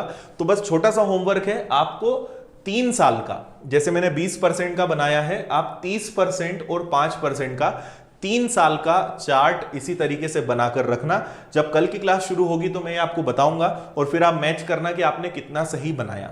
ठीक है, ये काम आप याद से करिएगा, भूलना मत। इसके बाद हमने 5 मेथड सीखी, फॉर्मूले वाली, परसेंटेज वाली, ठीक है, फिर डायरेक्ट इफेक्टिव रेट कैसे निकालते हैं, फ्रैक्शन मेथड और रेशो मेथड, जिसमें थोड़ा थोड़ा कंफ्यूजन हो सकता है। जब हम आगे क्वेश्चंस करेंगे, प्रैक्टिस करेंगे तो आपको ये अच्छे से समझ में आएगा, उसकी चिंता मत करो। प्रैक्टिस कराने की जिम्मेदारी मेरी, याद कराने की जिम्मेदारी मेरी, आपको बस एक ही जिम्मेदारी लेना है, रिवीजन की, कि आप बस इन चीजों को रिवाइज करते रहना, सब चीज दिमाग में बैठेगी, कोई दिक्कत नहीं आएगी। इसके बाद हमने क्या देखा था, इसके बाद मैंने आपको ट्रिक बताई है डायरेक्ट, है ना, या तो आप इसका यूज कर लो, मैंने इसमें पुट करना नहीं बताया। जैसे मान लो 5% है तो आप आर है, ये रेट है ना, रख दो उसको, तो यहां रखोगे तो 2 गुणा 5 प्लस आर स्क्वायर, मतलब क्या हो जाएगा 5 का वर्ग, और बटे में क्या हो जाएगा 100, तो ये हो जाएगा आपका 10 प्लस 25/100, और 25/100 मतलब 0.25, इसलिए ये क्या बनता है 10.25। तो 2 साल में इसको यूज ना करो तो ज्यादा बेटर है, डायरेक्ट करने की कोशिश करो, बढ़िया रहेगा वो। उसके बाद फिर मैंने आपको कुछ सिंपल से क्वेश्चंस कराए। ठीक है, तो मेरे ख्याल से आज हमें यहीं रुकना चाहिए।